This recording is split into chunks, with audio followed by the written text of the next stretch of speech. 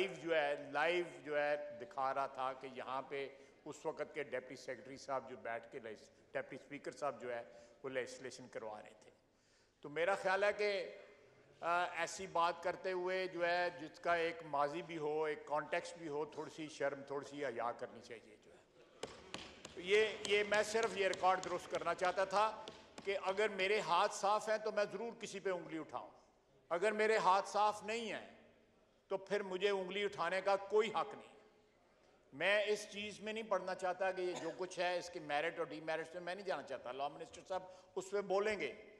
मैं इस बात का ज़रूर हामी हूँ कि लेजिस्लेशन की एक सैंक्टिटी जो है ज़रूर होनी चाहिए। जो भी प्रोसीजर है, जो भी प्रोसेस है, उसको फॉलो होना चाहिए, इसमें कोई शक नहीं है। लेकिन ये उंगली उठाने वाले जो हाथ हैं, या उस वक्त इनका ज़मीर किधर था, या उस वक्त इनको शर्म या ना आई जब उस शख्स ने, और साथ ही डिसोल्यूशन भी असेंबली की उसी सांस में, मैं ठीक कह रहा हूं ना? जी जी बिल्कुल, उसी सांस में डिसोल्यूशन भी की असेंबली की जो बाद में रिवर्स हुई।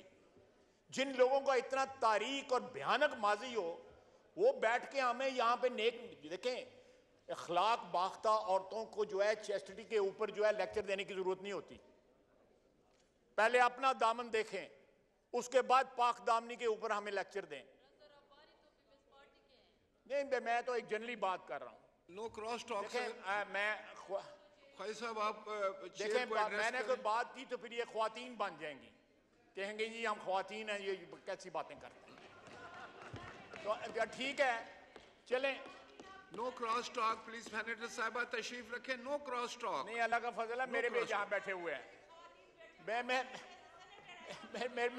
यहाँ बैठे हुए हैं। No cross talk please. Order in the house. ये बाकियात माहौल ना खराब करें। सुन रहे हैं ये बाकियात रह गई हैं उस शख्स की जिसने चीफ ऑफ स्टाफ को अपना बाप कहा था। ये बाकियात है, खंडरात है उनके, जनाब स्पीकर, ये खंडरात है उनके। ये उनका कूड़ा करकट बाकी रह गया हुआ है।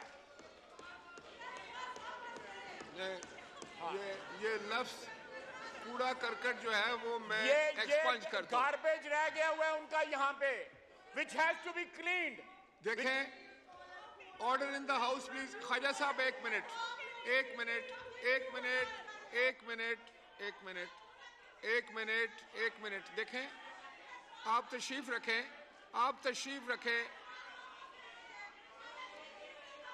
आप तशरीफ रखें, आप तशरीफ रखें।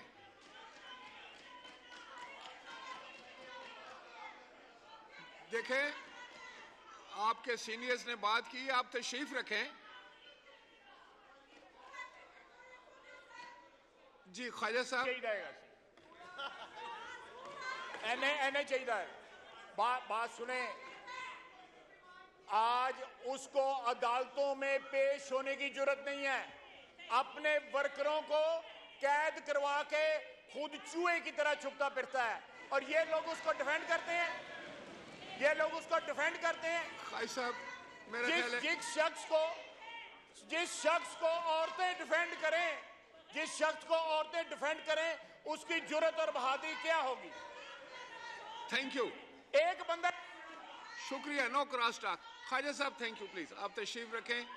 पाकिस्तान की आईटी इंडस्ट्री जो है वो पाकिस्तान की एक्सपोर्ट में एडिशनल इजाफा कर सकती है अगले 3 सालों के अंदर, क्योंकि आईटी और बाकी जो 3 सेक्टर्स हैं, उन 3 सेक्टरों में आईटी में फ़र्क है। वो ये है कि ये टर्म में आपको गेन दे सकती है जो पाकिस्तान की नीड है इस वक्त। आईटी को तो पहले भी, इससे पहले वाली हुकूमतें और इससे पहले भी लोग डिफाइन करते आए कि जी यार आईटी से बहुत चेंज आ जाएगा।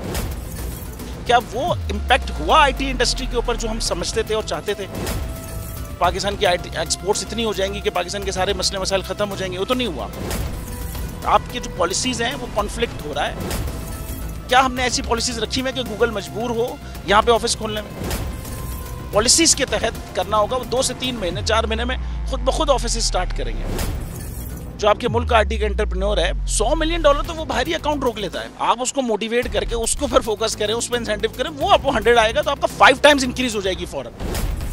टेक्सटाइल में हम क्या करते हैं, हम उठाते हैं बाहर के किसी ब्रांड के लिए टी शर्ट यहाँ बनाते हैं, उसको दे देते हैं। लेकिन अब आईटी के बाद अगर आप अपना ब्रांड बना के लोगो वहाँ पे बेचेंगे, चाहे B2B बेचें चाहे B2C बेचें, पॉसिबल है। पाकिस्तान की जो एक्सपोर्ट में ये $30 अरब से ज़्यादा का इजाफा इससे हो जाना खाली यार। गवर्नमेंट के फंडों से इदारे बनाकर और उनके थ्रू कोई रेवोल्यूशन आ जाएगा, सवाल ही नहीं है। आपने इंतखाब सही कर लिया है, अब आगे चीज सही करनी है, बस आप सही डायरेक्शन में सही चीज होगी इंशाल्लाह। मैं समझता हूँ $50 अरब तक की आईटी अब एक्सपोर्ट में कंट्रीब्यूट कर सकता है पाकिस्तान। सब्सक्राइब करें और बेल दबाएं ताकि कोई खबर रह न जाए।